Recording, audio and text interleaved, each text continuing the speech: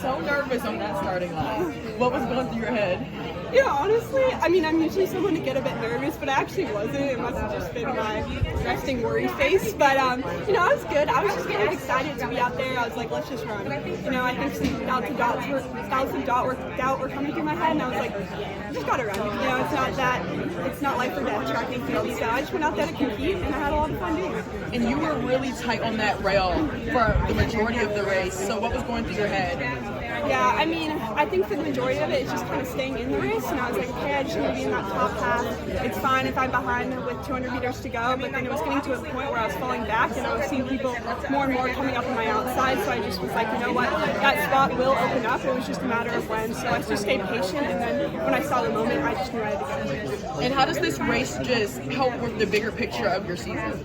Yeah, I feel like this was like the first race where I just had so much fun competing. Like I just like being out there that first lap, I just felt so good, and I just that whole time I just was really believing in myself. I think NCAA's was kind of a big comeback race for me, and not a lot of people expected me to win. But I think coming into this race, my goal was definitely to win this race, and I believed in myself, and so that was my intention throughout these rounds. I didn't need to seek kind of validation in the earlier rounds of the race, and just staying focused and being ready to compete for my title. So that's kind of where my head was at.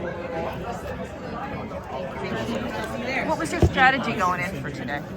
You know, my coach always says get out. You know, I have that speed, so just getting out that first 200 meters and letting everyone else kind of do the fighting middle part of the race. And, you know, my finish is kind of what we've been focusing on. So with 100 meters to go, just kind of lock in, make eye contact with the finish line, and just do everything I can to get there first. So that's kind of where my head was at. But I think as the race became closer and closer, my mindset was just run. You know, I just have so much freedom being out here. I used to come to this meet with so many nerves, and so by the grace of God, I'm just out here running and having fun. So just came out here to race. How have you gotten rid of the nerves? You know, I think a lot by faith. I think going into this race, I knew that, you know, the outcome was already decided.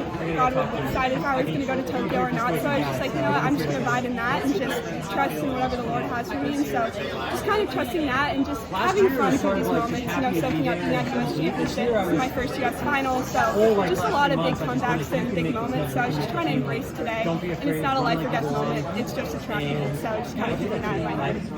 Yeah, I mean, you've had great success in the past, but the struggles last year, like, is the mindset completely different now? Like, you seem very, I don't know, relaxed is the right word, but grateful. Yeah, I mean, I've kind of had the lowest of lows. Like, I feel like sometimes the greatest fear is like, what if this happened?